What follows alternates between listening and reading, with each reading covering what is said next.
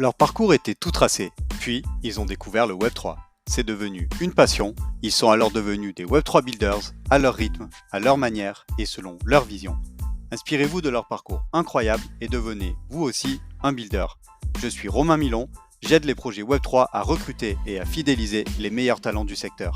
Pour m'aider à propulser le podcast, pensez à vous abonner et en parler à 2 personnes autour de vous. Bonne écoute. Avant ce nouvel épisode, je tenais à vous préciser que nous ne donnons pas de conseils en investissement financier dans ce podcast. Je vous rappelle aussi que tout investissement dans les cryptoactifs et les NFT comporte des risques et peut entraîner des pertes en capital. Soyez prudents et faites toujours vos propres recherches. Bonjour à tous, j'espère que vous êtes en pleine forme. Bienvenue dans le podcast Behind the Chain. Alors aujourd'hui, je reçois un nouveau builder. Il s'agit d'Elliott Tessonnière. Il est CTO et cofondateur du projet Nodal. Comment tu vas, Elliott ? Bien, bien. Et toi, Romain ? Bah écoute, en pleine forme. Alors moi, je termine ma journée avec cet enregistrement et toi, comme tu es basé, je crois, sur la côte ouest des US, tu la commences si je me trompe pas. Exactement. C'est une bonne manière de démarrer la journée. Yes, cool. Alors bah écoute, on commence tout de suite dans le vif du sujet, c'est la tradition du podcast. Est-ce que tu peux me dire ce que tu faisais avant de découvrir le Web3 ? En 2016-2017, j'étais encore à l'école et j'étais juste très intéressé par toutes les questions d'informatique, de sécurité, de networking, de cryptographie. Et ça m'a lentement mais sûrement fait venir dans le Web3 en 2017. Ça a été quoi l'étincelle pour toi ? Qu'est-ce qui fait que tu t'es tombé dedans et que voilà, tu t'es dit tiens, il y a un truc incroyable qui se passe et j'ai envie d'en faire partie ? J'ai rencontré un projet qui s'appelait BitNation. Et l'idée de BitNation était de faire une plateforme de gouvernance décentralisée. Et tout est dans le nom. Ils voulaient même pousser l'idée jusqu'à faire potentiellement une sorte de nation state virtuel, c'est-à-dire un pays virtuel qui pourrait s'affranchir des frontières telles qu'on les connaît aujourd'hui. Et donc forcément, c'est quelque chose qui m'a énormément intéressé, notamment les questions de gouvernance. Et donc, j'ai choisi de contribuer au projet BitNation. Donc, ça a vraiment été mon entrée dans le Web3. On a créé les premières DAO, Decentralized Autonomous Organizations, avant que les DAO soient tout aussi populaires. On a été récompensé par un travail également par le prix NetExplo, qui est awardé par l'UNESCO. Et on travaillait également avec les services d'e-Estonie, qui est la partie digitale du gouvernement d'Estonie, pour leur fournir des services d'identité, de notarisation notamment. Ok, super intéressant. Et aujourd'hui, c'est une DAO, est-ce que c'est un projet qui existe toujours, qui est complètement décentralisé ? Je pense que c'est un projet qui a un petit peu mis clé sous la porte. En principe, je pense que le projet était un petit peu trop tôt par rapport à son monde et le narratif de créer des nation states ou des pays virtuels est quelque chose qui n'est peut-être pas le plus constructif sur les marchés d'aujourd'hui. Et en principe, aujourd'hui, on voit que les DAO sont principalement utilisés plutôt par des projets décentralisés ou par des compagnies décentralisées ou des alternatives à des corporations existantes plutôt que de faire des pays décentralisés complètement. Ok, bah c'est très clair. Alors peut-être maintenant tu peux nous parler de la suite de ton parcours. Ça a été ta première expérience. Ça a été quoi la suite? Et puis comment, voilà, petit à petit, tu es devenu, on va dire, un builder à 200% dans l'écosystème? De manière personnelle, j'ai choisi de quitter le projet après un petit peu plus d'un an et j'ai décidé de faire du consulting, notamment sur les questions de DAO et gouvernance, comme c'était quelque chose qui m'intéressait énormément. C'est comme ça que j'ai rencontré mes premiers contacts dans l'écosystème Web3. J'ai bossé sur différents projets et un de ces projets était Nodal, un an après. Donc, je suis rentré chez Nodal en tant que consultant. Et puis petit à petit, en fait, je suis resté avec l'équipe jusqu'à devenir maintenant CTO et cofondateur, tout en passant par Head of Blockchain ou simple développeur blockchain. Et ça va faire bientôt 5 ans et demi de mémoire que je suis avec l'équipe. Et donc Nodal m'avait approché à l'époque pour construire la première version du réseau Nodal sur une plateforme qui s'appelait Stellar. Donc Stellar, c'est une blockchain qui est optimisée pour envoyer des tokens et faire énormément de paiements. Voilà, elle fait une chose, elle le fait très bien. Et donc, on avait développé ensemble les premières versions du réseau Nodal sur Stellar. J'avais également développé la première version de l'application sur le téléphone HTC Exodus. HTC Exodus, c'était un téléphone un petit peu de niche, mais qui était un téléphone spécial blockchain par HTC. Et donc, petit à petit, voilà, comme je disais, on est resté ensemble. On a développé la première version de la Nodal Chain, cette fois sur Polkadot. Et en anglais, The Rest is History. Donc, l'aventure a continué. Donc, aujourd'hui, voilà, On sert plusieurs centaines de milliers de nœuds tous les mois. On reçoit plusieurs gigas de données Bluetooth tous les jours et on vient donc de lancer une nouvelle application. Ok, bah écoute, tu nous as fait une excellente transition puisque bah maintenant je pense qu'effectivement tu vas nous pouvoir nous présenter Nodal. Alors en préparant l'épisode, forcément je suis allé sur votre landing page.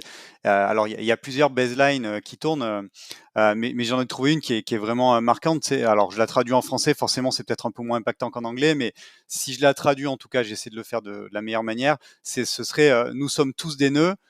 Certains d'entre nous ne le savent juste pas encore. Et en fait, ce que je comprends aujourd'hui de ce que vous faites, c'est que finalement, vous proposez à chacun, via son smartphone, de contribuer à la décentralisation du réseau. Alors du coup, est-ce que c'est bien ça? Et puis, bah voilà, est-ce que tu peux nous dire peut-être plus en détail ce que vous faites concrètement? Donc Nodal est un réseau d'épines. On utilise les smartphones qui sont dans la poche de tout un chacun pour trouver les appareils Bluetooth. Comme exemple, on travaille aujourd'hui avec Rool, qui est une société identicar pour trouver les voitures volées. Donc Rool embarque dans les voitures assurées un beacon Bluetooth, donc une petite balise qui est capable d'envoyer des paquets Bluetooth. Ils utilisent le réseau Nodal ensuite pour récupérer ces paquets Bluetooth et trouver la localisation d'une voiture qui potentiellement a été volée. Donc ça, c'est un premier cas d'usage Nodal. Mais bien sûr, on est capable de faire beaucoup plus avec le Bluetooth. Et donc, c'est ce que l'on fournit à nos clients. On a le concept de Smart Mission qui est en train d'arriver sur le réseau, qui va également rendre le réseau programmable en embarquant dans le téléphone une machine virtuelle en WebAssembly, pouvoir programmer le réseau et donc pouvoir scripter des interactions avec des appareils Bluetooth. Par exemple, pour créer une balise Bluetooth type rule qui respecte la vie privée un petit peu plus que juste qu'en envoyant des paquets. Et en parallèle, aujourd'hui, on a également détecté qu'il y avait un besoin de résoudre les questions de désinformation, notamment avec la montée en IA. Et on a découvert que Nodal est une très bonne plateforme pour interagir avec le monde réel, qu'on a décidé de l'adapter pour certifier le contenu réel quand il est capturé, afin d'identifier le contenu qui est capturé par les humains plutôt que le contenu qui est généré par les IA. Ce qui nous permet ensuite de savoir très exactement si une image que l'on voit sur les réseaux sociaux ou tout simplement sur Internet est réelle. Et au-delà de voir si elle est réelle, on est capable de voir où et quand elle a été prise et par qui potentiellement. Et donc on fait ça également avec des protocoles qui sont poussés par Adobe, Microsoft et autres. Et donc le protocole s'appelle C2PA, qui est embarqué donc en natif sur le réseau Nodal afin de s'intégrer avec toute la suite d'outils Photoshop, mais également Bing Images qui aujourd'hui parse déjà les métadatas C2PA et toutes les intégrations à venir. Et on nous dit qu'il y a du bon monde qui va venir cette année sur C2PA. Yes, effectivement, on imagine que vous avez un bon time to market avec tout ce qui se passe sur justement la problématique de traçabilité, de respect des droits d'auteur sur les images, les textes, etc. Peut-être si on revient sur l'expérience utilisateur que vous offrez avec Nodal, si finalement on prend le parcours d'un utilisateur, aujourd'hui je télécharge votre application, j'imagine, sur l'App Store ou sur Android, et ensuite qu'est-ce qui se passe concrètement quand je vous utilise? Donc concrètement, quand tu installes l'application tu vas ouvrir l'application comme tout usager. L'application va te prendre par la main pour te faire passer sur quelques écrans informatifs, va te guider pour activer le Bluetooth de ton téléphone et ensuite l'application peut tourner en arrière-plan. Donc c'est assez passif, tu n'as pas besoin de maintenir l'application ouverte ou au premier plan, tu peux simplement la garder en arrière-plan, tout simplement. Donc ensuite le réseau est capable de trier les paquets Bluetooth qui sont intéressants ou non. Et quand je dis intéressant, ça veut dire en fait un client comme Rool est intéressé par ce paquet. En échange de ton service de faire tourner un nœud Bluetooth sur ton téléphone, le réseau vient te payer en Nodal token, en live, sous forme de micro-paiement plusieurs fois par jour. Ok, bah écoute, hyper clair. Donc en fait, ça veut dire que j'imagine comme toute blockchain Nodal, vous avez des validateurs. Donc en fait, ce sont eux qui viennent enfin, quand on a le téléphone, c'est-à-dire ça revient un petit peu finalement à faire de la délégation à des validateurs principaux. Enfin, concrètement, sans être peut-être trop technique, comment ça se passe? Exactement. Donc Nodal, on utilise un modèle hybride qui est partiellement décentralisé. On n'a pas encore atteint la décentralisation complète, dans le sens où on a encore besoin du cloud Nodal afin de trier les paquets Bluetooth. C'est énormément de data qui est reçue, donc on a besoin d'ordinateurs assez haute puissance, en cluster d'ailleurs, pour filtrer ces paquets.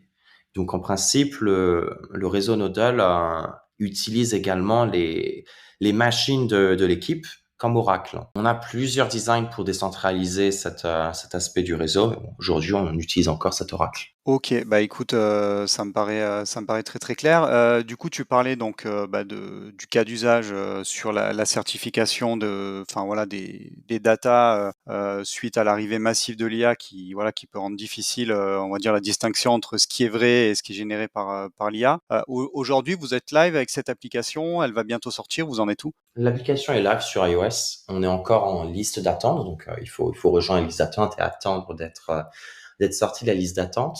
On a Android qui devrait sortir ce mois-ci également. Donc l'application s'appelle Click. Click Camera. Elle est disponible aujourd'hui sur l'App Store et donc d'ici la fin du mois sur le Play Store.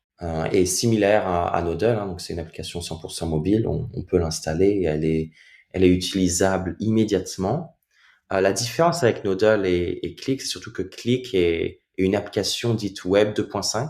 C'est-à-dire que ce n'est pas une application qui va tenter d'onboard l'utilisateur sur des questions crypto. Au contraire, on a choisi de rendre l'expérience Click la plus simple possible. C'est-à-dire que tu n'as pas réellement de clé à manager, on ne te demande pas de sauvegarder tes 12 à 24 mots et on ne te demande pas d'acheter des tokens ou de les accumuler d'une manière quelconque. Tout ça, c'est abstrait pour l'utilisateur. On a mis énormément d'efforts afin de créer une application qui soit réellement utilisable pour tout le monde. Toi, du coup, tu es un grand connaisseur, on va dire, technique de l'environnement Polkadot et une des promesses, notamment de cet environnement-là, Polkadot, c'est, on va dire, c'est de l'interopérabilité. Aujourd'hui, est-ce que justement vous utilisez ces fonctionnalités d'interopérabilité via des partenariats avec d'autres blockchains et peut-être, je sais pas si tu peux nous expliquer un ou deux partenariats ou choses que vous avez pu mettre en place avec d'autres projets de l'écosystème? Oui, bien sûr.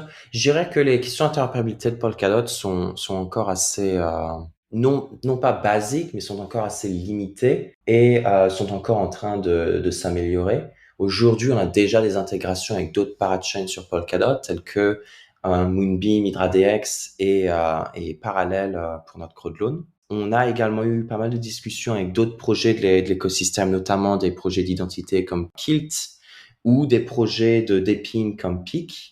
Mais bon, voilà. Aujourd'hui, on n'a pas d'intégration à démontrer, mis à part des POC qui pourraient intégrer des DID Kilt sur le téléphone ou des choses comme ça, assez simples. Ok, c'est noté. Alors POC, c'est Proof of Concept, j'imagine. Donc c'est, Bien on va sûr. dire des tests un peu poussés pour ceux qui connaissent pas l'acronyme. Peut-être si tu peux nous donner aussi quelques chiffres clés du projet Nodal. Je sais pas le nombre d'utilisateurs que vous avez, et puis peut-être aussi les deux, trois prochaines grosses étapes de votre roadmap. Oui, donc en effet, Romain, on a plusieurs stats. On a un Network Explorer qui est disponible sur network.nodal.com qui permet de voir l'état du réseau sur les derniers 30 à 7 jours, notamment de voir les appareils qui ont été utilisés pour fournir de la couverture au réseau. Donc, si on regarde cet explorateur, on peut voir que Nodal est présent sur la plupart des continents et également une grande majorité des pays sur ces continents. On couvre aujourd'hui 218 pays sur les derniers 30 jours avec une surface à la fin du mois de 158 km² qui est couvert aujourd'hui par le réseau Nodal. On supporte également des centaines de milliers d'appareils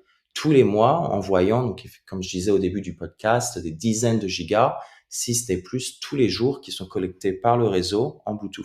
On a, si je te donne un petit peu plus de stats, sans vouloir trop rentrer dans une attaque de nombre, on a aujourd'hui, sur les 30 derniers jours, encore une fois, 474 000 appareils actifs, ce qui est plutôt conséquent pour un réseau d'épines. Je ne sais pas s'il y a d'autres réseaux d'épines qui rivalisent ce nombre de nœuds actifs.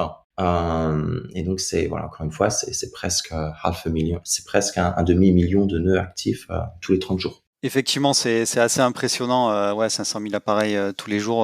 Ouais, on imagine que ça fait quand même une jolie capacité. Alors ce que je te propose maintenant, c'est que on continue sur le podcast avec des questions peut-être un peu plus personnelles. Voilà, toi qui es quand même un builder, on va dire vraiment, je pense un technicien, tu es CTO, donc on va dire tu es, dans les méandres de la tech et j'imagine que ouais, tu fais un gros effort de vulgarisation aujourd'hui, sinon voilà, même moi qui suis quand même un peu dans l'écosystème, je comprendrais pas grand-chose. Qu'est-ce qui te fait kiffer toi en tant que builder au quotidien dans ce Web 3? Voilà, qu'est-ce qui fait que tu es heureux et peut-être même fier tous les jours d'y contribuer? Il y a plusieurs facettes sur cette question. Je garde personnellement mon intérêt sur les questions de gouvernance qui m'avaient attiré dans le Web3. D'ailleurs, en 2021, j'avais créé donc le Governance Research Institute, qui était un institut de recherche pour justement les questions de gouvernance décentralisée. Donc, c'est forcément quelque chose qui m'intéresse encore beaucoup aujourd'hui. On voit également pas mal de nouvelles technologies de DAO sont en train d'être intégrées sur les différents produits. On a de très bonnes plateformes de prise de décision, mais également de prise de décision et de vote privé. Ça, c'est des choses qui m'intéressent énormément dans le Web3, mais aussi de manière un petit peu plus proche de Nodle. J'aime beaucoup tous ces projets qui permettent de s'intégrer avec le monde réel. Je trouve que parfois, dans le Web3, on a tendance à être pro Web3 et à faire du Web3 pour du Web3. Et donc, je trouve que c'est un bon coup de fraîcheur de voir des projets qui ont des applications dans le monde réel, pur et dur. Donc, on a des projets d'identité, on a bien sûr des projets un réseau comme Nodle, ou notamment notre dernière initiative avec Click, mais bien sûr, il y en a d'autres. Et pour moi, ça, c'est des choses qui m'intéressent réellement. Je suis convaincu que les technologies qu'on développe dans l'univers Web3, que ce soit donc gouvernance, scalability, rollup, parachain, tout ce que tu veux, sont utiles. Et je préfère les voir utilisés dans le monde réel que de les voir utilisés sur des projets plus purs DeFi ou NFT, sans qu'on sache trop quel est leur impact sur le monde réel. Donc si je simplifie, en fait, finalement, c'est toujours revenir un peu aux fondamentaux du business, c'est-à-dire partir d'une vraie problématique et de voir comment la tech et là en particulier la blockchain peut la résoudre. Effectivement, ouais, j'aime voir la technologie qu'on développe au service du monde réel plutôt que de voir une technologie qui est utilisée pour des effets de marketing ou autre. Et c'est pour ça ailleurs que je suis donc avec Nodle, parce que je trouve on est relativement bien positionné pour s'intégrer avec le monde réel sur des problématiques physiques que l'on voit tous les jours. Bah écoute, c'est noté. Alors finalement, c'est déjà presque un premier conseil que tu donnes. Voilà, peut-être avant tout, il faut répondre à des problématiques du monde réel. Si tu devais donner un autre conseil à quelqu'un qui a envie de lancer un projet Web3, ce serait quoi le conseil? C'est pas forcément un conseil technique, hein, mais qu'est-ce que tu aurais envie de lui dire à cette personne? Ouais, c'est une bonne question. Au-delà de se concentrer sur des problèmes réels et tangibles, je pense que je recommanderais simplement à cette personne si elle est technique notamment, hein, d'écrire juste simplement ses premiers smart contracts ou ses premiers modules, donc effectivement sur Polkadot. L'univers Web3 peut paraître un petit peu, pas dangereux, mais un petit peu obscur pour des nouvelles personnes qui veulent simplement faire le pas. Et donc, je pense que voilà, le premier conseil serait voilà, écris tes premiers contrats, utilise tes premières plateformes, c'est pas grave si tu comprends pas tout et tu comprendras un petit peu sur le tas quand tu progresses. Écoute, super conseil, c'est noté. Si tu devais nous parler d'un autre projet coup de cœur que tu as en ce moment, tu nous parlerais de quel projet? Ou si tu préfères, parler plutôt d'une tendance, ce serait quoi? Voilà, c'est quoi que tu étudies particulièrement en ce moment, toi qui imagines très curieux, d'un point de vue tech? Oui, en ce moment, je suis assez intéressé par les questions de roll-up sur Ethereum. Paul Callet avait introduit les parachains vraiment quand les roll-up n'étaient pas existants. Donc les roll-up, enfin peut-être pour vulgariser et expliquer un petit peu ce que c'est donc une technologie qui permet de créer une chain qui se valide sur Ethereum. Ça permet de scaler Ethereum, de supporter beaucoup plus de transactions en déportant toute une part du poids de faire tourner ces transactions en dehors d'Ethereum. Il y a deux technologies qui sont assez intéressantes aujourd'hui pour les rollups, les Zero Knowledge Rollup qui utilisent donc des cryptographies de pointe qui s'appellent Zero Knowledge Cryptography et des rollups dits optimistiques qui utilisent peut-être pas les dernières tendances cryptographiques mais qui ont donc une alternative pour faire tourner leur réseau. Donc ça c'est une tendance qu'on regarde de très près avec Nodle, d'autant plus que voilà, on voit les rollups qui s'impose comme un narratif de pointe qui semble plus efficace sur certaines actions que des parachains et qui s'intègre en natif à Ethereum. Donc, c'est quelque chose qui nous intéresse énormément et c'est quelque chose qui m'intéresse énormément. OK, bah, merci pour, ta réponse, c'est hyper intéressant en tout cas. Écoute, on arrive déjà à la dernière question de l'épisode, ça passe relativement vite. Si tu avais une feuille blanche et un crayon et que tu dessinais ton Web3 idéal, d'ici une dizaine d'années, à quoi tu aimerais le faire ressembler? Je dirais dans un premier temps, un Web3 idéal, c'est un Web3 où on n'a pas besoin de s'embêter à manager des mnémoniques ou des clés très compliquées ou d'accumuler des ledger wallets ou autres. Pour moi, ça c'est quelque chose qui est très problématique pour aborder plus de personnes sur l'écosystème Web3. Et donc c'est quelque chose, voilà, dans un Web3 idéal d'ici 10 ans, c'est quelque chose qui aurait vocation à disparaître. On pourrait avoir des wallets peut-être un petit peu plus intelligents qui supportent les récupérations de clés avec des systèmes un petit peu optimisés, type ce que fait Argent. Sur Ethereum, on a l'arrivée du concept de compte abstraction, donc d'abstraction sur le compte, qui pourrait permettre ce type d'expérience utilisateur qui serait améliorée. Mais en parallèle, c'est peut-être aussi un Web3 qui s'est intégré avec le monde réel. Donc, c'est pas forcément un Web3 qui est très concentré sur du token farming ou du liquidity farming. C'est plutôt un Web3 qui est utilisé au jour le jour dans le monde autour de nous, potentiellement pour trouver ta voiture si elle est volée avec Nodal, mais aussi peut-être pour faire des paiements, pour aller acheter ton café ou d'autres applications qu'on développera bien sûr dans les 10 prochaines années. Bah écoute, merci pour ta réponse. Effectivement, hein, je pense que bon voilà, vous êtes quand je pose cette question à la fin du podcast, ça revient souvent. Hein, forcément, tout ce qui tourne autour de l'account abstraction, l'expérience utilisateur fluide, et puis finalement peut-être ne plus parler de Web3 parce que parler de Web3, c'est finalement déjà être un peu jargonneux et être déjà un peu trop technique. Donc yes, je comprends tout ce que tu dis et je le partage. Bah, écoute, en tout cas, il me reste à te remercier pour ton temps et puis ben voilà pour tout ce que tu as pu apporter en termes de contenu. Ça nous permet de découvrir un nouveau projet, un nouveau parcours de builder impressionnant avec tout ce que tu as déjà pu builder. Et écoute, on partagera bien entendu les liens vers ton profil LinkedIn, vers aussi la page internet de Nodal. Et puis, écoute, j'espère qu'on aura l'occasion de se recroiser bientôt. Et puis, je te laisse le mot de la fin si tu veux dire un petit mot aux auditeurs. Dans un premier temps, merci à toi, Romain, d'avoir pris le temps, d'avoir invité sur le podcast. C'est super de pouvoir se connecter un petit peu plus avec notamment des agents Web3 en France, plutôt que simplement à l'international aux Amériques. C'est toujours super de voir des Français qui innovent et qui participent à la révolution Web3. Et puis pour l'audience, non, hein, je pense que je vais les remercier pour leur écoute et je vais les inviter à apprendre plus à propos de Nodal et Click sur nos sites web qui sont nodal.com et clickapp.com. Yes, on partagera tout ça bien sûr dans le descriptif du podcast. Écoute, je te souhaite une excellente journée parce que voilà, c'est le tout début pour toi. Et puis écoute, moi je pense que je vais aller prendre un peu de repos bien mérité après cette journée. Je te dis à bientôt, Elliot, et bonne continuation et bonne chance pour Nodal. Salut. Merci.